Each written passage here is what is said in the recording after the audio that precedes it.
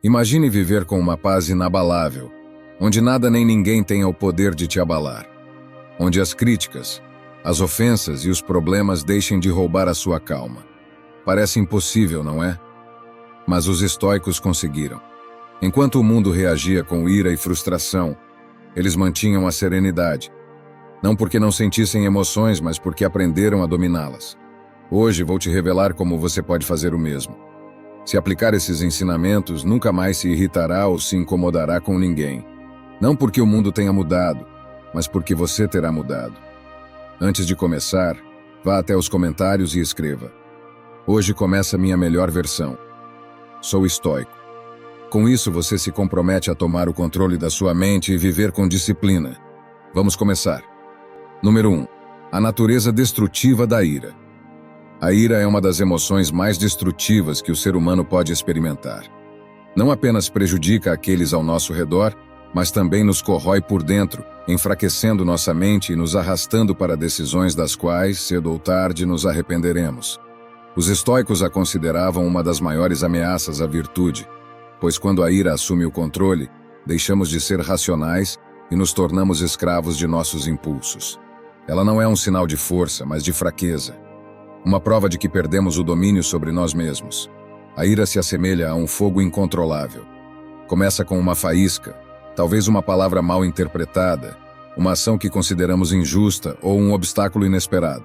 Se a alimentamos com pensamentos ruminantes, ela cresce rapidamente até se tornar uma chama que devasta a nossa clareza mental, nossos relacionamentos e nosso bem-estar. Marco Aurélio alertava que a melhor forma de combater a ira é impedir que ela nasça. Se aprendermos a reconhecer seus primeiros sinais, podemos extingui-la antes que nos consuma por completo. As consequências da ira são devastadoras. Além de causar conflitos desnecessários, ela afeta nossa saúde. A ciência confirma o que os estoicos já sabiam.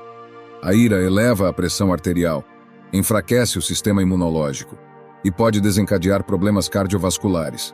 Não é apenas uma emoção momentânea, mas um veneno que, se permitido crescer, destrói tanto o corpo quanto a mente. Epicteto ensinava que não são as circunstâncias externas que nos perturbam, mas sim nossa interpretação delas. Se alguém nos insulta, não é o insulto que nos fere, mas a importância que damos a ele. Aprender a controlar nossa percepção é o primeiro passo para dominar a ira. Quando nos deixamos levar pela ira, nossas ações se tornam irracionais. No calor do momento, gritar, insultar ou até mesmo quebrar algo pode parecer justificável. Mas quando a tempestade passa, percebemos que apenas pioramos a situação. Um ataque de ira pode destruir relacionamentos que levaram anos para serem construídos. Um comentário impulsivo pode deixar feridas que talvez nunca cicatrizem completamente. Sêneca dizia que a ira é como um delírio momentâneo, um estado no qual perdemos o controle sobre nossas palavras e ações. Se nos observarmos com atenção, veremos que a maioria de nossas reações de ira são desproporcionais e ilógicas. Imagine uma discussão com um ente querido. No calor do momento, palavras duras parecem necessárias, mas depois que tudo se acalma, percebemos que poderíamos ter lidado com a situação com mais sabedoria. A maioria dos problemas pode ser resolvida com diálogo e paciência, mas a ira nos cega e nos impede de raciocinar. Em vez de buscarmos soluções, buscamos vingança, e com isso apenas alimentamos um ciclo de ressentimento e dor. Os estoicos nos ensinam que a melhor maneira de combater a ira é por meio da autodisciplina e da reflexão. Marco Aurélio recomendava lembrar que a vida é curta e que a maioria dos problemas que nos enfurecem são insignificantes no grande esquema das coisas. Sêneca sugeria praticar a paciência e a indiferença diante das provocações. A verdadeira força não está em reagir com violência, mas em manter a calma quando tudo ao redor parece querer nos tirar do controle. A ira é um inimigo interno, uma fera que, se não for domada, pode nos consumir. Mas a boa notícia é que podemos treinar nossa mente para não sermos arrastados por ela. Da próxima vez que sentir a ira surgir, pare e se pergunte se realmente vale a pena. Lembre-se, nada externo tem poder sobre você, a menos que você permita. A paz não está na ausência de provocações, mas na capacidade de enfrentá-las com equanimidade e controle. Número 2. Todas as emoções negativas surgem de expectativas não atendidas. As emoções negativas não nascem do que acontece, mas do que esperávamos que acontecesse e não ocorreu. Frustração, ira, tristeza, ressentimento, todos esses sentimentos têm uma raiz comum: a diferença entre a realidade e nossas expectativas. Quando acreditamos que o mundo deve se comportar de uma determinada maneira, e isso não acontece, sentimos que fomos traídos. Mas na verdade a falha está em nós, na imagem distorcida que criamos em nossa mente. Nos agarramos a uma ilusão e quando a realidade a destrói, em vez de nos adaptarmos, reagimos com sofrimento. Ficamos irritados porque as pessoas não agem como gostaríamos, porque os resultados não são os que esperávamos, porque a vida não segue o roteiro que escrevemos em nossa mente. Acreditamos que merecemos certos tratamentos, certos sucessos, certos caminhos sem obstáculos. Mas o mundo não segue nossas regras. A frustração não vem do evento em si, mas do choque entre o que desejávamos e o que realmente aconteceu. Sêneca dizia que sofremos mais na nossa imaginação do que na realidade.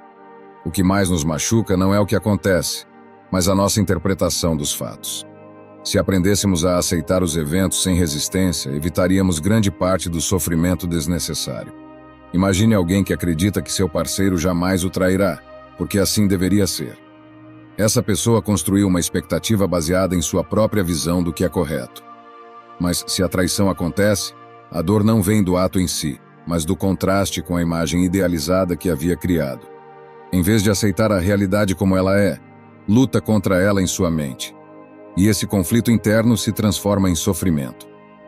Outro exemplo é a pessoa que espera que seus amigos sempre estejam disponíveis, que o trânsito seja fluido, que seu chefe valorize seu esforço.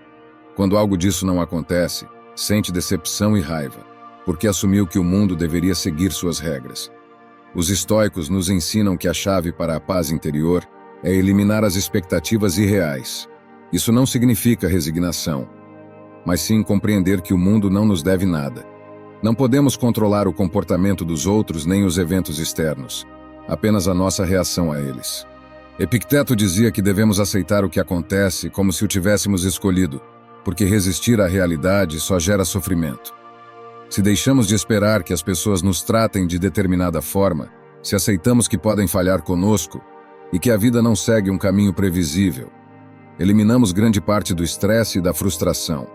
Aceitar a realidade como ela é não significa que não devemos ter metas ou desejos, mas sim que precisamos estar preparados para qualquer resultado. Podemos nos esforçar para conquistar algo, mas sem nos apegar à ideia de que deve acontecer exatamente como queremos. Caso contrário, o fracasso nos destruirá. A decepção não vem da vida, mas da nossa resistência em aceitar seus imprevistos. Um estoico entende que tudo muda, que nada é garantido. E por isso, não permite que suas emoções sejam ditadas pelo que está fora do seu controle.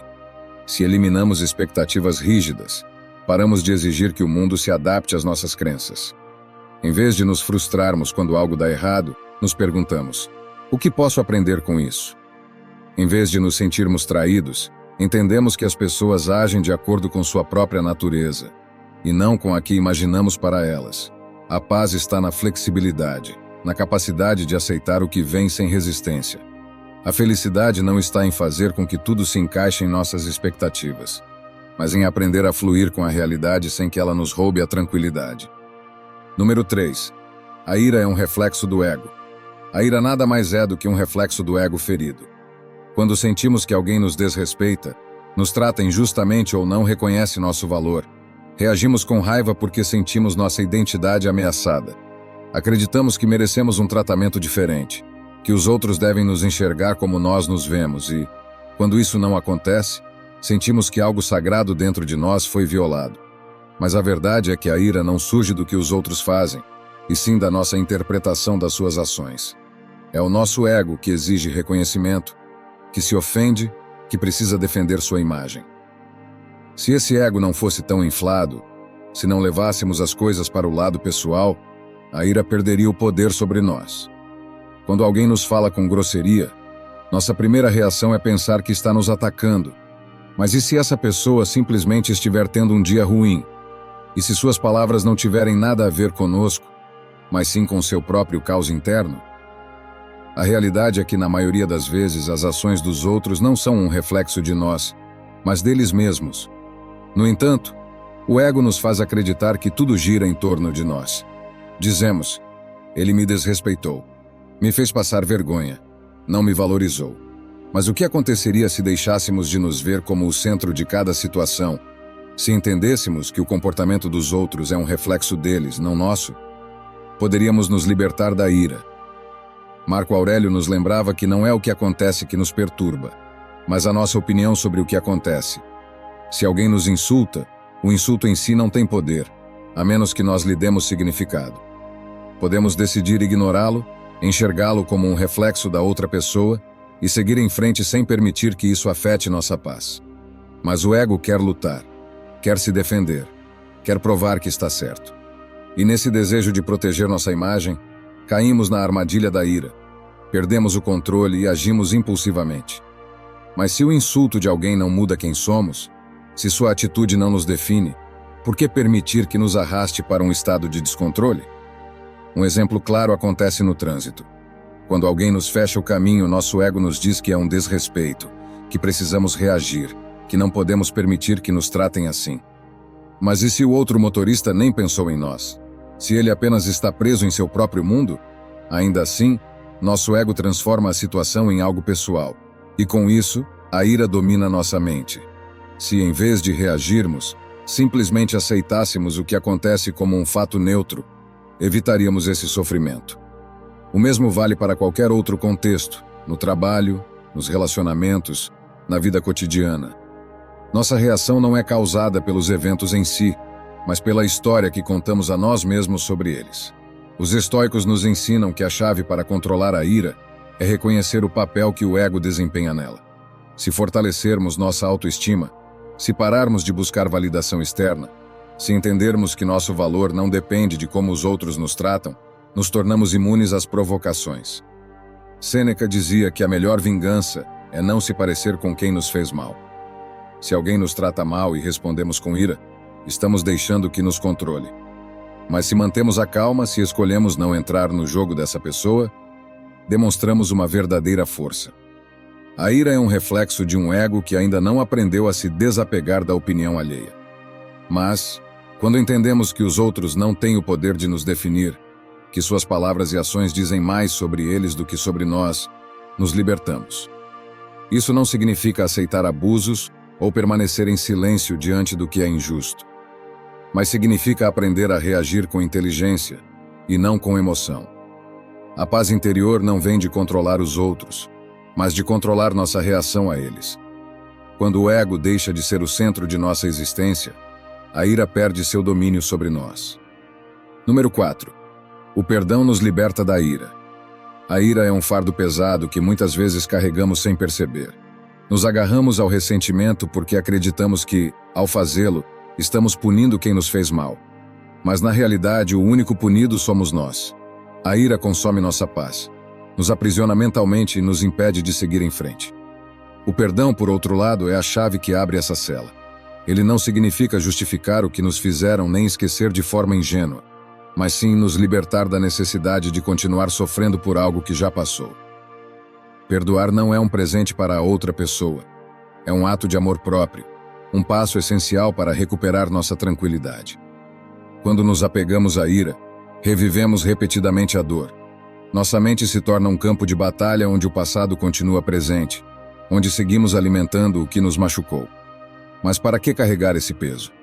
Marco Aurélio dizia que o melhor castigo para quem nos fez mal é não nos parecermos com essa pessoa. Se alguém nos traiu, nos ofendeu ou nos machucou, manter o ressentimento apenas prolonga o controle que essa pessoa tem sobre nós. O perdão, ao contrário, nos devolve o poder.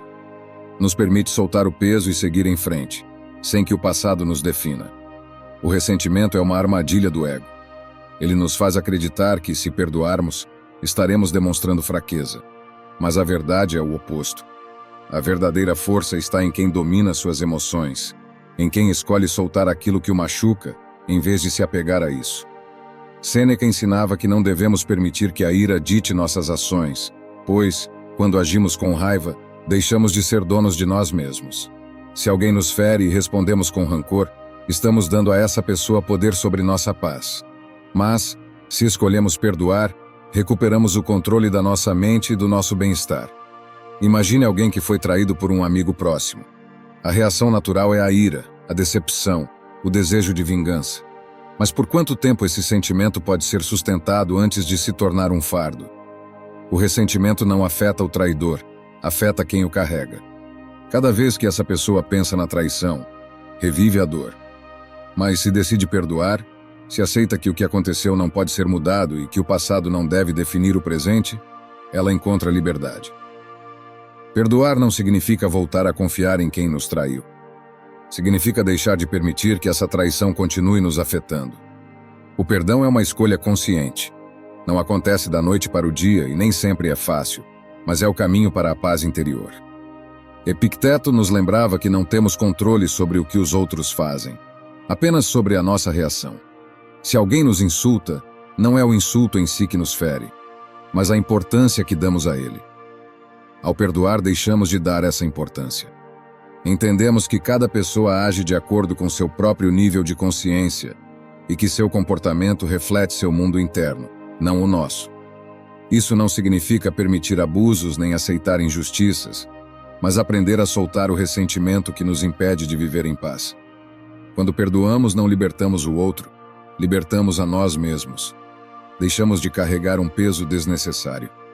Deixamos de desperdiçar energia em um conflito que só existe dentro da nossa mente. A verdadeira vingança não está em causar dor, mas em demonstrar que a dor não nos mudou, que seguimos em frente sem deixar que a ira nos consuma.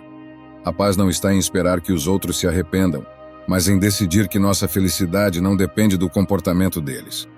Perdoar é soltar o veneno da ira e abraçar a liberdade que vem com a serenidade. Número 5. Pratique a não reação. Quando algo nos irrita, quando nos sentimos provocados ou atacados, nossa primeira reação é impulsiva, carregada de emoção. Queremos responder imediatamente, queremos nos defender, queremos provar que estamos certos. Mas nesse momento, nossa mente não está operando pela razão, e sim pelo instinto. E é aí que cometemos erros. Dizemos coisas das quais depois nos arrependemos e pioramos as situações em vez de resolvê-las. A prática da não reação nos permite evitar isso. Ela nos dá controle sobre nossas respostas e nos protege do desgaste emocional que as reações impulsivas geram. Quando nos damos um momento antes de responder, quando resistimos ao impulso de agir imediatamente, ganhamos poder sobre nós mesmos. Não se trata de ser indiferente ou de reprimir nossas emoções, mas sim de treinar nossa mente para que não sejamos escravos delas. Marco Aurélio dizia que a melhor maneira de se defender de uma ofensa é não se parecer com quem nos ofendeu.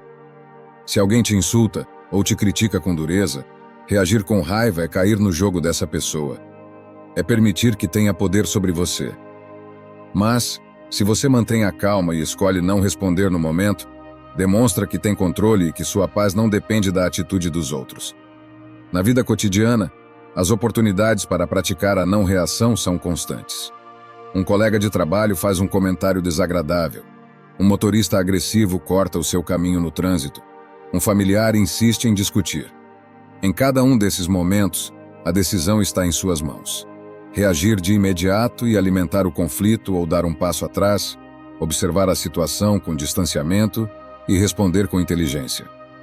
Epicteto ensinava que não é o que acontece que nos afeta, mas a maneira como interpretamos o que acontece. Se alguém te critica em uma reunião e você encara isso como um ataque pessoal, sentirá raiva e reagirá na defensiva. Mas se em vez disso você se der um momento, respirar e analisar se realmente vale a pena responder, poderá agir com calma e profissionalismo, sem permitir que a emoção controle seu comportamento. A não reação é uma demonstração de força. A maioria das pessoas age por impulso, escravizadas por suas emoções. Quando alguém as irrita, elas reagem sem pensar, deixam a raiva assumir o controle. Mas o verdadeiro poder está em quem resiste a essa primeira reação, em quem entende que não precisa provar nada para ninguém, em quem escolhe quando e como agir. Sêneca nos lembrava que o tempo é um grande filtro para as emoções. O que hoje parece uma ofensa imperdoável, em poucos dias perderá importância. O que agora nos irrita profundamente, em algumas horas parecerá insignificante. Por isso, não reagir de imediato nos permite ganhar perspectiva, Enxergar a situação com clareza antes de decidir como agir. Praticar a não-reação não significa aceitar tudo em silêncio, nem deixar que os outros nos passem por cima. Significa agir pela razão, não pela emoção. Se algo realmente merece uma resposta, a melhor resposta será aquela dada com a mente tranquila. Em vez de responder ao fogo com mais fogo, respondemos com inteligência e equanimidade. Não porque sejamos fracos, mas porque entendemos que nossa paz vale mais do que uma discussão sem sentido. Cada vez que sentir o impulso de reagir, lembre-se de que você pode escolher não fazer isso. Pode deixar que a emoção passe.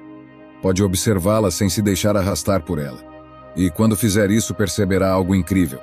Os conflitos diminuirão, a ansiedade se reduzirá e as pessoas que antes te provocavam perderão poder sobre você. A não-reação é a porta para a verdadeira liberdade. A capacidade de decidir como e quando responder, sem ser escravo dos estímulos externos. Número 6. A relação entre a baixa autoestima e a ira. A ira muitas vezes não passa de um reflexo da insegurança. Quando não estamos em paz conosco, qualquer comentário, qualquer olhar, qualquer situação que desafie nossa autoimagem nos irrita. Não é a situação em si que nos enfurece, mas sim o que ela desperta dentro de nós. Se alguém nos critica e isso nos causa raiva, o problema não está na crítica, mas na importância que damos a ela. Se estivéssemos seguros de quem somos, se nossa autoestima fosse forte, não precisaríamos reagir com ira. Simplesmente ignoraríamos. Quando a confiança é frágil, qualquer golpe abala nossos alicerces e respondemos com raiva como um mecanismo de defesa. A insegurança cria uma sensação de vulnerabilidade. Sentimos que devemos proteger nossa imagem constantemente, que estamos sendo julgados pelos outros, que qualquer comentário negativo é uma ameaça. A mente interpreta essas situações como ataques pessoais e responde com agressividade. Mas a verdade é que ninguém tem o poder de nos diminuir se não dermos permissão para isso. Epicteto dizia que não nos afeta o que os outros dizem sobre nós, mas sim a opinião que temos sobre essas palavras. Se acreditamos que somos fracos, que não somos bons o suficiente, qualquer crítica reforçará essa crença, e a reação imediata será a ira. Mas se temos uma imagem sólida de nós mesmos, nada externo poderá nos perturbar. Lembro-me de uma fase em que havia ganhado peso. Cada comentário sobre minha aparência me fazia reagir com raiva. Eu me dizia que era pela falta de respeito dos outros, mas a verdade é que eu não estava irritado com eles. Estava irritado comigo mesmo. Eu não gostava do que via no espelho, e qualquer observação externa apenas confirmava isso. Não era a opinião deles que me machucava, mas a minha própria. A ira não vinha deles. Vinha da insegurança que eu sentia. Com o tempo entendi que o problema não era o que os outros diziam, mas a minha falta de controle sobre mim mesmo. Em vez de gastar energia reagindo com raiva, decidi agir. Trabalhei minha saúde, minha disciplina, minha mentalidade, e quando fiz isso, os mesmos comentários que antes me incomodavam deixaram de me afetar. Não porque as pessoas haviam mudado, mas porque eu havia mudado. A baixa autoestima nos faz interpretar a realidade de maneira distorcida. Acreditamos que os outros estão constantemente nos julgando, mas, na verdade, o problema não está no mundo exterior, e sim na forma como o enxergamos.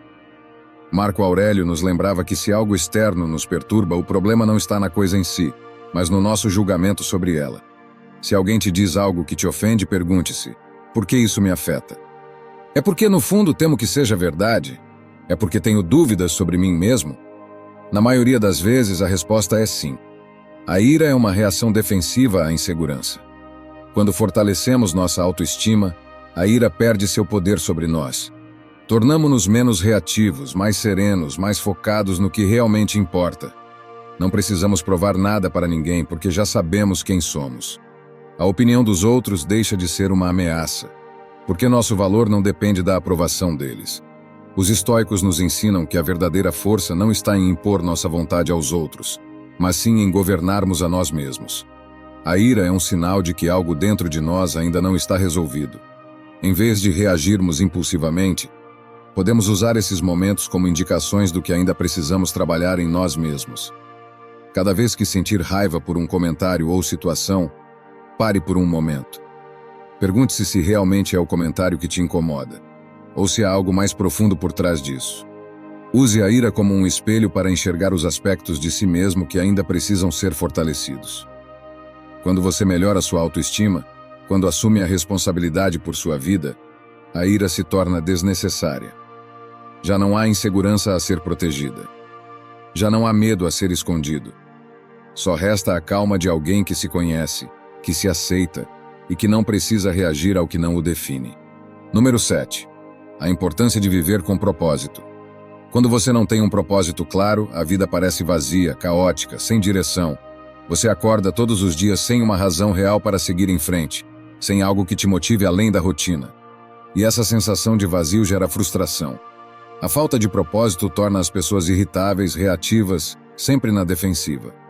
Qualquer inconveniente, qualquer obstáculo parece maior do que realmente é, porque não há nada maior em que se concentrar. Sem direção, a mente se enche de ruído e desordem, e nesse estado é fácil cair na ira e no ressentimento. Os estoicos entendiam que a chave para a paz mental é ter um propósito alinhado com nossos valores, algo que nos faça sentir que nossa existência tem sentido. Quando você vive sem um propósito definido, tudo se torna uma distração. O trânsito te incomoda. As palavras dos outros te irritam. Você sente que a vida é injusta. Mas quando você tem um propósito, essas mesmas coisas perdem importância. Não porque deixem de existir, mas porque seu foco está em algo maior. Marco Aurélio dizia que cada um deve se perguntar: para que estou aqui? O que realmente importa na minha vida? Porque quando você tem clareza nessas respostas, as pequenas frustrações deixam de te controlar. Você não perde tempo reagindo a cada provocação porque sua energia está concentrada em algo significativo. Houve um tempo na minha vida em que eu não tinha direção. Me sentia preso em uma rotina sem sentido, fazendo coisas que não me preenchiam. E a consequência disso era uma irritabilidade constante. Qualquer coisa me incomodava. Qualquer problema parecia enorme, porque eu não tinha um motivo real para levantar todas as manhãs. Eu vivia no automático, deixando que as circunstâncias ditassem meu estado de ânimo. Mas, quando encontrei meu propósito, tudo mudou. Decidi me concentrar em criar conteúdo, em compartilhar ideias que pudessem ajudar outras pessoas, em construir algo que fizesse sentido para mim. E quando fiz isso, percebi que os problemas que antes pareciam insuportáveis agora eram apenas parte do caminho. Já não me irritava com coisas pequenas porque tinha uma visão maior. A ira deixou de ser uma reação habitual, porque havia algo mais valioso em que me concentrar. Os estoicos nos ensinam que o propósito não é algo que se encontra, mas algo que se define. Você não precisa esperar que a vida te entregue um propósito. Você deve criá-lo por si mesmo. Epicteto dizia que cada pessoa tem a responsabilidade de decidir no que quer se tornar e o que quer oferecer ao mundo. Não se trata de esperar por inspiração, mas de tomar ação, de buscar aquilo que realmente nos faz sentir vivos. Quando você descobre seu propósito e trabalha nele, sua mente muda. A frustração diminui porque você não se preocupa tanto com o que não pode controlar. Você não precisa de validação externa. Não precisa provar nada para ninguém. Você simplesmente faz o que sabe que deve fazer. E isso te traz satisfação. Quando você vive com propósito, a vida deixa de parecer uma sucessão de problemas e passa a ser uma oportunidade. Você não reage mais com ira a cada obstáculo, porque entende que os desafios fazem parte do caminho. Cada dia tem sentido. Cada ação contribui para algo maior. E quando isso acontece, a paz se torna um estado natural. Não porque tudo seja perfeito, mas porque você decidiu onde focar sua energia. Não há espaço para a ira quando você está ocupado construindo algo que realmente importa. Se você sente que a vida te frustra, se percebe que reage com ira com muita facilidade, pergunte-se se realmente tem um propósito claro. Pergunte-se se está dedicando seu tempo a algo que te preenche ou se apenas está passando os dias sem direção. A diferença entre uma vida cheia de frustração e uma vida cheia de significado está nessa resposta. Encontre aquilo que te motiva, aquilo que faz com que você acorde todas as manhãs com vontade de seguir em frente. E quando fizer isso, verá como a ira perde seu poder sobre você. Porque, quando você tem um propósito, tudo o mais se torna ruído de fundo. Número 8. Reprograme sua resposta emocional. O cérebro não está preso a uma única forma de reagir. Graças à neuroplasticidade, podemos treiná-lo para responder de maneira diferente às situações que antes nos provocavam ira ou frustração. A ideia de que somos assim e não podemos mudar é uma mentira que contamos a nós mesmos. O cérebro é maleável, e assim como um músculo, pode ser fortalecido em certas áreas, dependendo de como o treinamos. Se toda vez que algo nos irrita, respondemos com raiva, estamos reforçando essa conexão neural e tornando a ira uma reação automática. Mas, se aprendermos a responder com calma, com o tempo essa será a nova programação do nosso cérebro. Quando enfrentamos uma situação que normalmente nos faria explodir, nosso instinto é seguir o padrão. Se alguém nos insulta, se algo não sai como esperamos, se alguém age com desrespeito, a reação imediata é aquela que reforçamos ao longo dos anos. Mas aqui está a chave. Se conscientemente nos obrigamos a responder de maneira diferente, estamos criando um novo caminho neural. No começo, isso parece forçado, desconfortável, até mesmo falso. Mas, com a repetição, o cérebro começa a aceitar essa nova resposta como a normal, e eventualmente a calma se torna nossa reação automática. Lembro-me de uma vez em que meu cachorro destruiu um objeto que eu valorizava. Minha reação habitual teria sido me irritar, levantar a voz, sentir aquela explosão interna de frustração. Mas naquele momento decidi fazer algo diferente. Em vez de ceder à raiva, me obriguei a respirar fundo e acariciar meu cachorro. No início, parecia que eu estava reprimindo minha emoção, mas na verdade o que eu estava fazendo era ensinar ao meu cérebro que nem tudo precisa ser uma resposta de ira. Repeti isso várias vezes, toda vez que meu cachorro fazia algo que normalmente me irritaria. Com o tempo percebi que minha resposta natural mudou. Já não sentia aquela tensão no peito, já não precisava me conter, porque meu cérebro aprendeu que essas situações não eram uma ameaça e que a raiva não era necessária como resposta. A neuroplasticidade nos mostra que não estamos condenados a ser prisioneiros de nossas emoções. Podemos redirecionar nossos impulsos e fazer com que a calma se torne nossa nova normalidade. Cada vez que decidimos não reagir com raiva, fortalecemos a conexão neural da paciência e da equanimidade. E quanto mais fazemos isso, mais natural se torna. Marco Aurélio dizia que não podemos controlar o que acontece, mas podemos controlar nossa reação a isso. E isso não é apenas um princípio filosófico, é uma realidade científica. O cérebro muda com base no que praticamos. Se praticamos a serenidade, com o tempo ela se torna nossa resposta padrão. Esse processo não acontece de imediato. No início, a mente tentará voltar aos velhos padrões, porque é o que ela conhece, o que lhe parece familiar. Mas se formos persistentes, se cada vez que sentirmos a ira crescer nos obrigarmos a parar, respirar e responder de maneira diferente, veremos uma mudança real. Um dia nos daremos conta de que situações que antes nos fariam explodir agora nos parecem insignificantes. E não porque estamos reprimindo a ira, mas porque nosso cérebro aprendeu que não há motivo para senti-la. A raiva é um hábito, assim como a calma. Se alimentamos a ira, ela cresce e se fortalece. Mas, se a ignoramos e cultivamos a serenidade, ela se enfraquece e desaparece. Não se trata de fingir, mas de reprogramar nossa mente para funcionar de uma maneira que nos beneficie, em vez de nos prejudicar. Se queremos ser pessoas mais tranquilas, mais equilibradas, mais sábias em nossas respostas, precisamos praticar isso dia após dia. E com a repetição, chegará o momento em que a calma não será mais um esforço, será simplesmente quem somos. Número 9. O amor e a gratidão superam a ira. A ira é uma emoção que consome, desgasta e nos faz perder o controle da nossa própria mente. Mas existem duas forças capazes de dissipá-la: o amor e a gratidão. Quando estamos presos na ira, é porque nossa atenção está focada no negativo, no que nos incomoda, no que acreditamos estar errado. Nos concentramos na falta, na frustração, na injustiça.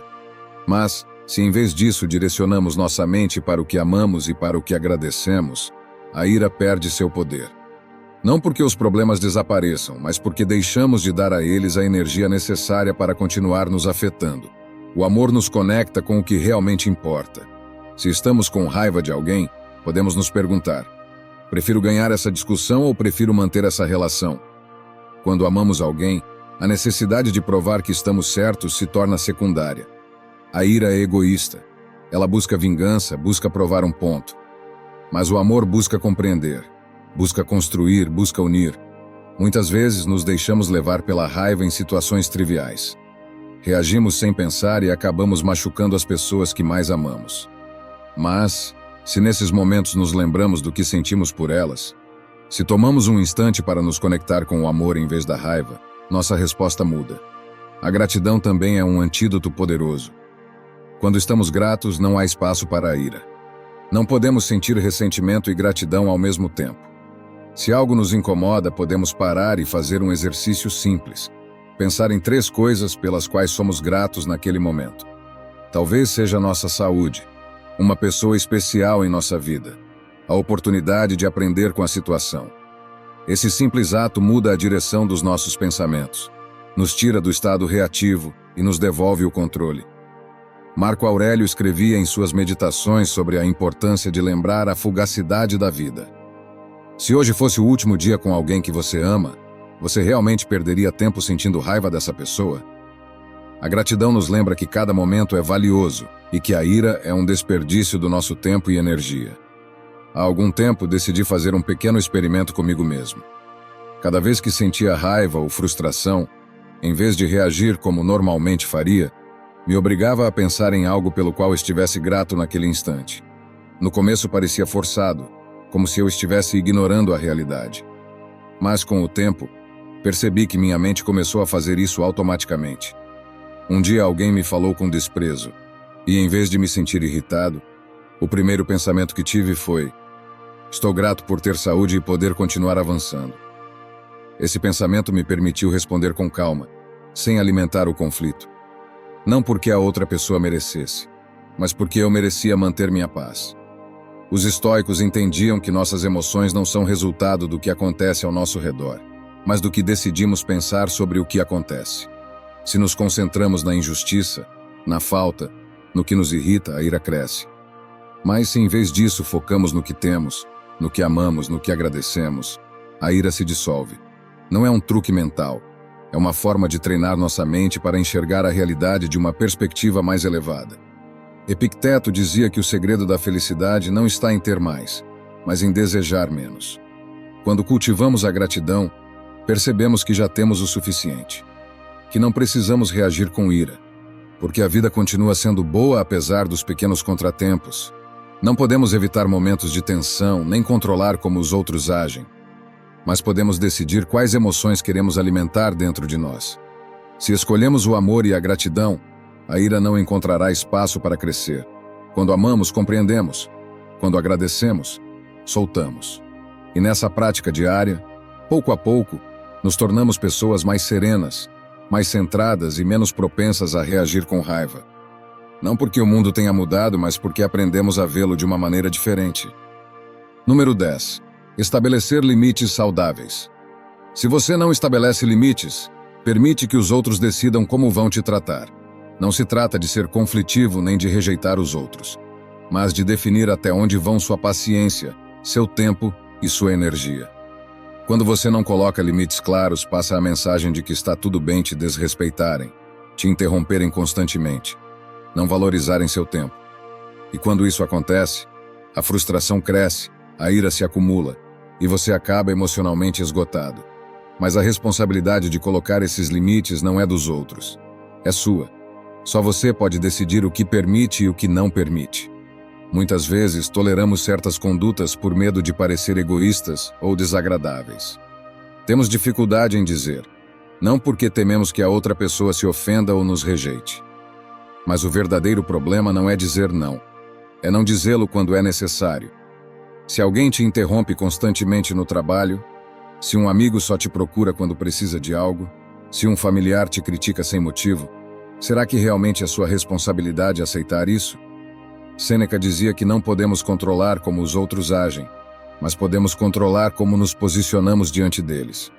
Se permitimos que nos tratem de maneira inadequada sem reagir, estamos dando permissão para que isso continue acontecendo. Quando alguém cruza um limite e você não impõe um freio, você está reforçando esse comportamento. Se alguém te critica de maneira injusta e você não diz nada, essa pessoa assume que é normal te tratar assim. Mas, se você, com calma e firmeza, estabelece que não aceita esse tipo de comportamento, está enviando uma mensagem clara. Você se valoriza o suficiente para não permitir desrespeito. Você não precisa ser agressivo nem discutir. Só precisa ser claro. Não vou tolerar esse tipo de comentário. Meu tempo é valioso, por favor, respeite. Não me sinto confortável com isso. Frases simples como essas podem mudar completamente a dinâmica de uma relação. Lembro-me de uma época em que eu permitia que me interrompessem constantemente. Não importava o que eu estivesse fazendo. Se alguém queria minha atenção, eu largava tudo e atendia.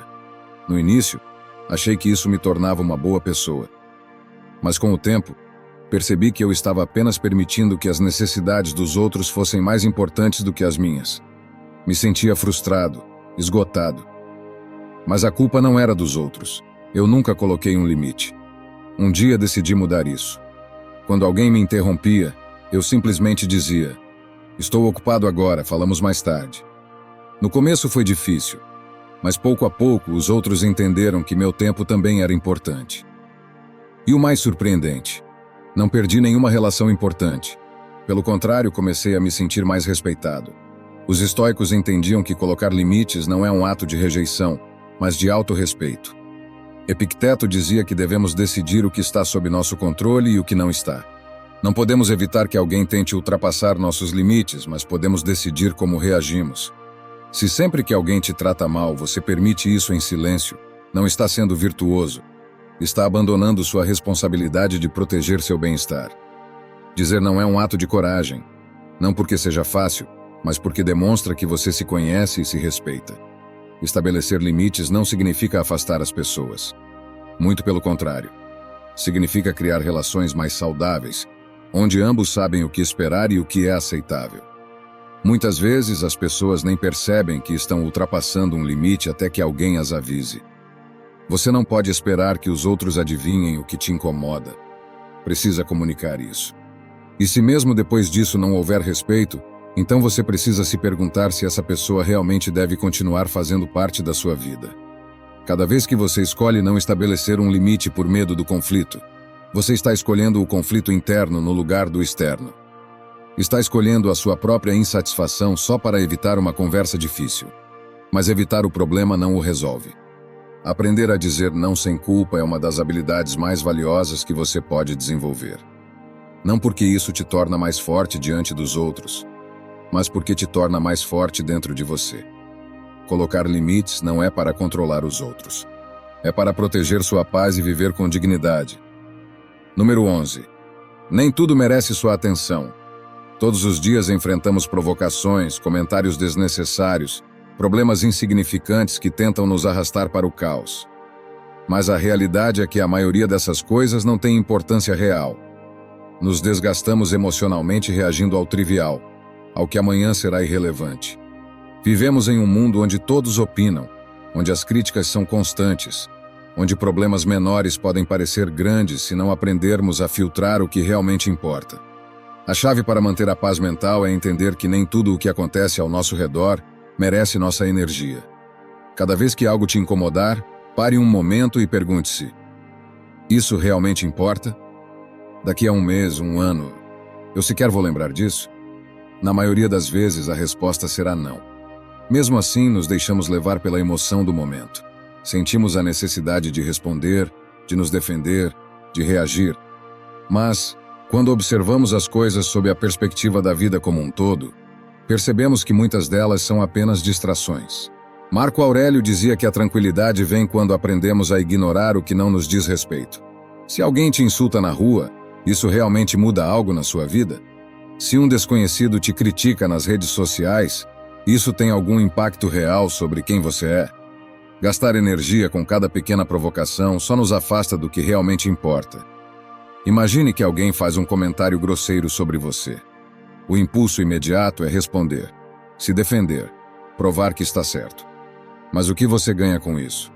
Realmente vale a pena investir sua energia nessa discussão? Um comentário não define seu valor. Uma crítica não muda quem você é. Se cada vez que alguém diz algo negativo sobre você, você reage, está entregando sua paz para qualquer um que decida te provocar. Epicteto nos ensinava que não devemos ser escravos da opinião alheia. Se algo não contribui para o seu crescimento, se não altera o curso da sua vida, então não merece sua atenção. A maioria das preocupações que carregamos nem são nossas. Nos estressamos com o que os outros pensam, com problemas que não podemos controlar, com expectativas que nem sequer nos pertencem. Gastamos tempo demais nos preocupando com o que vão dizer, buscando a aprovação dos outros, nos envolvendo em situações que, no fundo, não afetam nossa essência. Mas, quando entendemos que nossa energia é limitada, começamos a ser mais seletivos com o que damos importância. Isso não significa ser indiferente, mas sim aprender a diferenciar o que realmente merece seu esforço e o que é apenas ruído. Lembro-me de uma época em que qualquer crítica me afetava. Se alguém questionava o que eu fazia, sentia a necessidade de me explicar, de justificar, de provar que estava certo. Mas com o tempo percebi que isso era um desperdício de energia. Aprendi a observar antes de reagir, a me perguntar se realmente valia a pena. E na maioria das vezes a melhor resposta era o silêncio. Não porque eu não tivesse algo a dizer, mas porque simplesmente não era necessário. Nem tudo requer uma resposta. Nem tudo merece um conflito. Nem tudo merece sua atenção. Cada vez que você escolhe ignorar o que não é relevante, está protegendo sua paz mental. Está treinando sua mente para focar no que realmente importa, no que realmente transforma. Os estoicos não buscavam controlar o mundo, mas controlar sua resposta a ele. Se alguém age com maldade, se alguém tenta te provocar, lembre-se. Você tem a opção de não responder. A força não está em vencer todas as batalhas, mas em escolher quais batalhas valem a pena.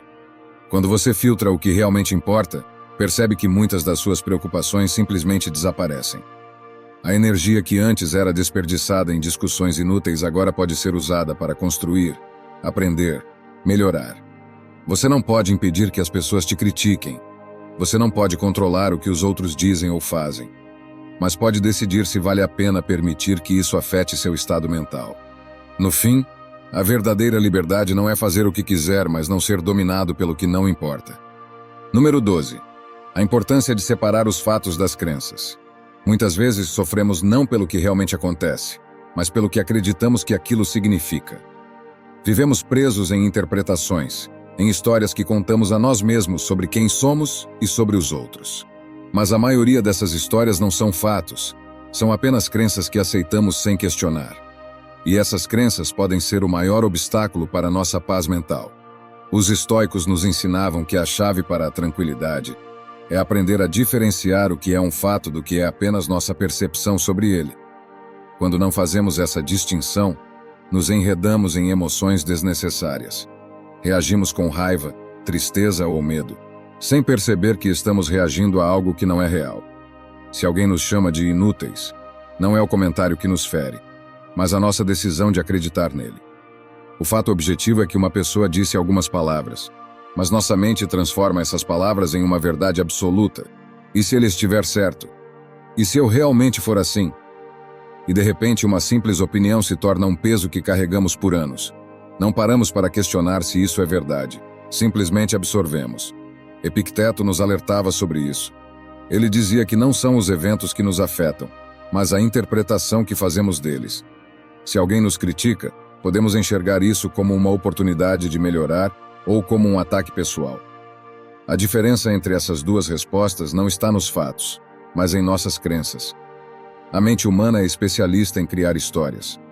Nos dizemos que não somos bons o suficiente, que não merecemos certas coisas, que nunca poderemos mudar. E o pior é que acreditamos nessas histórias como se fossem fatos inquestionáveis. Mas de onde realmente vêm essas crenças? Muitas vezes vêm de experiências passadas, de palavras que ouvimos, de erros que cometemos e que transformamos em rótulos permanentes. Se um dia falhamos em algo, nos dizemos, sou um fracasso. Se alguém nos rejeitou, pensamos, não sou digno de amor. Mas nenhum desses pensamentos é um fato. São apenas interpretações. Crenças que reforçamos com o tempo, sem perceber que podemos mudá-las. Lembro-me de uma época em que acreditava que não era inteligente o suficiente para alcançar certas coisas. Não porque houvesse provas disso, mas porque em algum momento da minha vida, alguém me fez sentir assim. E eu decidi aceitar isso como verdade. Cada vez que enfrentava um desafio, essa crença voltava. Você não consegue. Você não é capaz. Mas um dia decidi questioná-la. Onde estava a prova real de que eu era incapaz? Será que eu não havia aprendido muitas coisas ao longo da vida? Será que eu já não havia superado dificuldades antes? percebi que essa crença não era um fato. Era apenas uma história que eu estava contando a mim mesmo. E ao entender isso, comecei a deixá-la para trás. Não foi imediato, mas a cada pensamento que eu desafiava, eu recuperava um pouco mais do meu controle. Os estoicos praticavam a autodisciplina mental. Eles treinavam a capacidade de examinar seus próprios pensamentos e filtrar o que realmente merecia atenção. Não aceitavam qualquer emoção ou ideia sem antes analisá-la. Marco Aurélio nos aconselhava a perguntar diante de qualquer pensamento negativo: isso é verdade? É realmente tão terrível quanto eu acredito?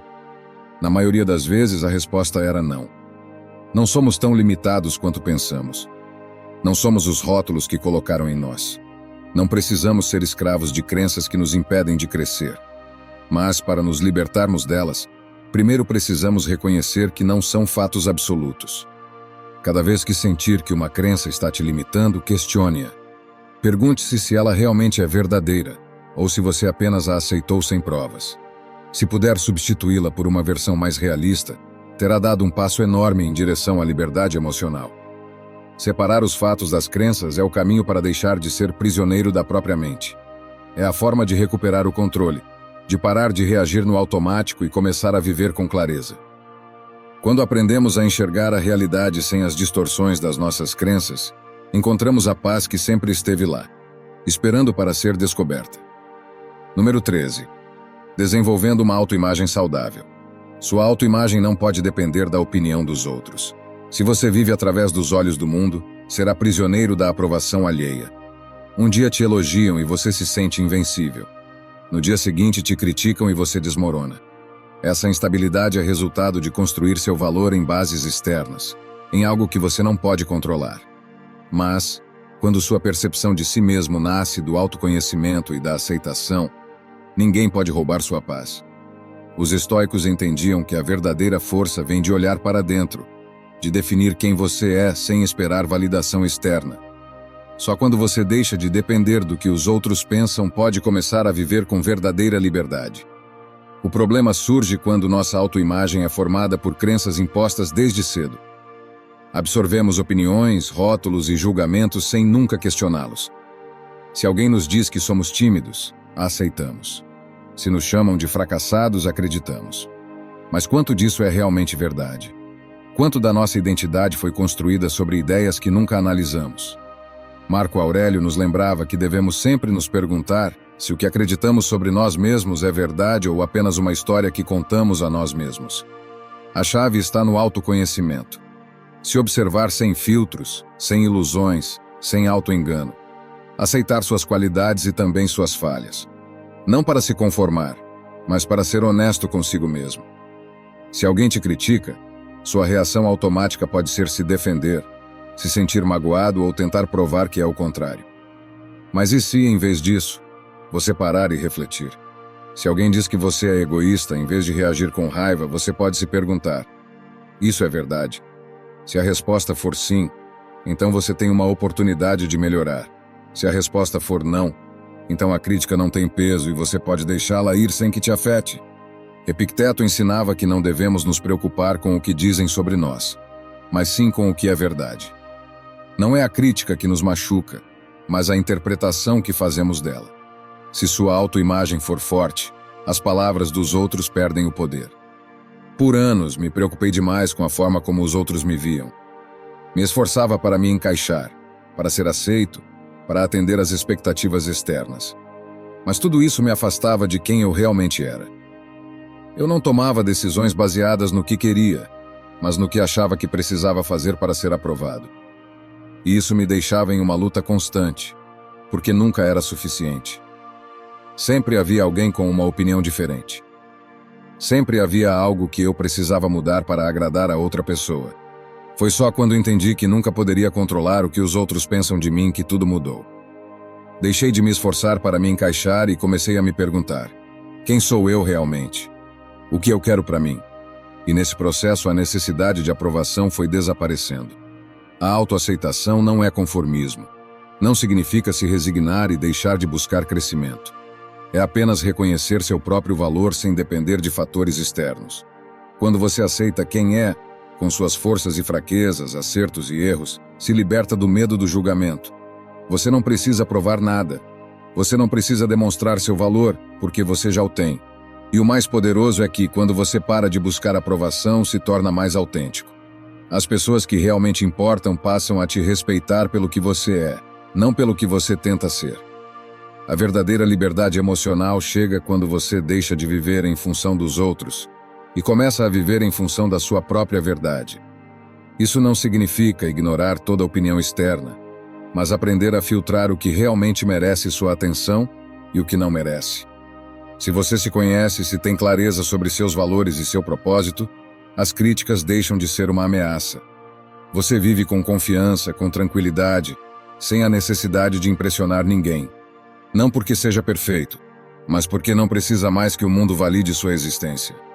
E nesse estado de clareza, você encontra a paz que sempre esteve dentro de você. Número 14. A falácia dos bons e dos maus. Nenhuma pessoa é completamente boa ou completamente má. Todos somos uma mistura de acertos e erros, de momentos de lucidez e de momentos de fraqueza. Mas a mente humana tende a simplificar, a colocar rótulos, a classificar os outros como bons ou maus, de acordo com o que nos convém, ou com nossa experiência com eles. No entanto, essa forma de pensar é uma falácia, uma distorção da realidade que nos impede de compreender a complexidade dos seres humanos. Quando vemos alguém apenas através de um rótulo, deixamos de enxergar quem essa pessoa realmente é. As ações de uma pessoa podem ser justas ou injustas, generosas ou egoístas, mas reduzi-la a uma única categoria nos impede de entendê-la. O indivíduo que hoje age com crueldade pode ser o mesmo que amanhã demonstrará compaixão. O homem que já cometeu erros também pode fazer o bem. Marco Aurélio nos lembrava que devemos ver os outros como o que realmente são. Seres humanos falíveis, condicionados por sua história, seus medos e suas experiências. Ninguém é uma coisa só. Ninguém está completamente definido por seus melhores ou piores momentos. E quando compreendemos isso, nos libertamos do julgamento e da carga emocional que ele traz. Quando alguém nos trata mal, nosso instinto é rotular essa pessoa como má. Pensamos que é injusta, cruel, que merece ser punida. Mas será que já paramos para nos perguntar o que a levou a agir assim? Não para justificar seu comportamento, mas para entender que ninguém nasce sendo mau, que todos somos o resultado de nossas experiências e escolhas. Epicteto nos ensinava que não devemos julgar as pessoas apenas por suas ações, mas lembrar que cada um age de acordo com seu nível de conhecimento e compreensão. Se alguém é desrespeitoso, talvez seja porque nunca aprendeu outra forma de se relacionar. Se alguém trai, talvez seja porque viveu com medo a vida inteira.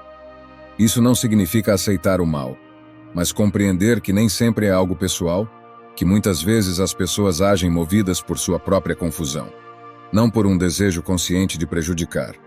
Na sociedade, as pessoas reagem conforme seu ambiente e suas circunstâncias. Um indivíduo pode ser gentil com sua família e impiedoso nos negócios. Pode ser generoso com os amigos e frio com desconhecidos. Mas essas contradições não significam que ele seja uma má pessoa, apenas que ele é humano. Todos nós, em algum momento, já agimos de maneiras que não nos orgulhamos. Todos já cometemos erros, dissemos palavras que machucam, tomamos decisões impulsivas. Se julgamos os outros com dureza, deveríamos aplicar o mesmo critério a nós mesmos. E se queremos ser compreendidos por nossos momentos de fraqueza, por que não fazer o mesmo com os outros? Quando paramos de classificar as pessoas como boas ou más, nossas relações melhoram. Já não reagimos com tanta frustração diante das falhas alheias, porque entendemos que cada um está em seu próprio processo de aprendizado. Nos tornamos mais pacientes, mais equilibrados. Isso não significa tolerar abusos ou aceitar injustiças, mas aprender a responder com sabedoria em vez de reagir com raiva. Marco Aurélio dizia que, quando alguém age mal, devemos nos perguntar: eu realmente esperava que essa pessoa fosse diferente? As pessoas agem como podem, de acordo com o que aprenderam, com o que sua mente permite enxergar. Se esperamos perfeição dos outros, nos decepcionaremos constantemente. Nos libertar dessa mentalidade nos ajuda a encontrar paz interior. Não sentimos mais a necessidade de punir, de reagir com ressentimento, de dividir o mundo entre aliados e inimigos. Nos tornamos mais objetivos, mais serenos, mais capazes de lidar com conflitos com clareza. A verdadeira força não está em julgar os outros com dureza, mas em compreender que todos estamos no mesmo caminho, apenas em diferentes estágios da jornada. Todos estamos aqui para aprender e melhorar. E quando entendemos isso, deixamos de nos desgastar com o comportamento dos outros e nos concentramos na única coisa que realmente podemos controlar: nossa própria evolução. Número 15. O processo RIM. Reconhecer, investigar e nutrir. A ira é uma emoção poderosa, mas não precisa te controlar. Pode parecer um fogo incontrolável que te consome no momento, mas, se você aprender a gerenciá-la com inteligência, ela se torna uma ferramenta de crescimento, e não uma arma de destruição. O processo RIM é uma técnica que ajuda a lidar com a ira de forma eficaz, sem suprimi-la nem agir por impulso. É um método baseado na consciência plena e na autorreflexão, algo que os estoicos já aplicavam no dia a dia, mesmo sem dar um nome específico. Com o RIM, podemos observar nossa ira sem sermos arrastados por ela, compreendendo sua origem e transformando sua energia em algo positivo. O primeiro passo é reconhecer que a ira está presente. Não negá-la, não reprimi-la, mas perceber que ela está ali. Muitas vezes, quando nos irritamos, reagimos sem pensar, como se estivéssemos no piloto automático. Nos deixamos levar pela emoção sem sequer perceber o que realmente está acontecendo dentro de nós. Mas, se no momento em que a ira surge, você faz uma pausa e diz a si mesmo: estou sentindo raiva agora. Imediatamente você cria uma separação entre você e a emoção. Marco Aurélio falava sobre a importância de observar nossas emoções como se fossem fenômenos externos, sem nos identificarmos completamente com elas. Se você consegue enxergar a ira como algo passageiro, como uma reação que surge, mas não define quem você é, já deu o primeiro passo para controlá-la. O segundo passo é investigar a origem da ira. Em vez de ficar preso ao sentimento superficial de raiva, pergunte-se: de onde isso realmente vem? Muitas vezes a ira é apenas um sintoma de algo mais profundo. Pode ser medo, insegurança, expectativas não atendidas ou feridas do passado que ainda não foram curadas. Epicteto ensinava que não são os eventos externos que nos perturbam, mas nossa interpretação sobre eles. Se alguém te interrompe em uma conversa e isso te irrita, talvez não seja apenas a interrupção que te incomoda, mas uma crença mais profunda de que você não é respeitado ou valorizado. Se você consegue chegar à raiz do problema, a ira perde sua força, porque percebe que o que sente tem mais a ver com você do que com a situação externa. O terceiro passo é nutrir a parte de você que precisa de cura. Aqui, em vez de se punir por sentir ira, você pratica a autocompaixão. Isso não significa justificar o seu comportamento, mas sim reconhecer que há uma parte sua que precisa ser cuidada. Talvez você tenha reprimido certas emoções. Talvez haja uma crença limitante que te faz reagir de uma certa forma. Ou talvez você simplesmente precise dar a si mesmo mais espaço para processar o que sente. Marco Aurélio dizia que devemos nos tratar com a mesma paciência e compreensão que oferecemos aos outros. Você não pode eliminar a ira por completo, mas pode aprender a responder com sabedoria e não com impulsividade.